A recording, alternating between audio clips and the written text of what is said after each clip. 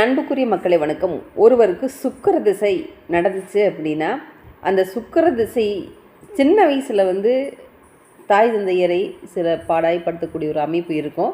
இதே ஒரு வாலிப வயசில் வரும்போது நிறைய இழப்புகள், அவமானங்களை சந்திக்கக்கூடிய ஒரு சூழ்நிலைகள் வரும். பொதுவாகவே இந்த சுக்கிர திசைன்னு எடுத்துட்டிங்கன்னா கொஞ்சம் ஒரு கடுமையான ஒரு போராட்டத்திற்கு தான் வாழணும்.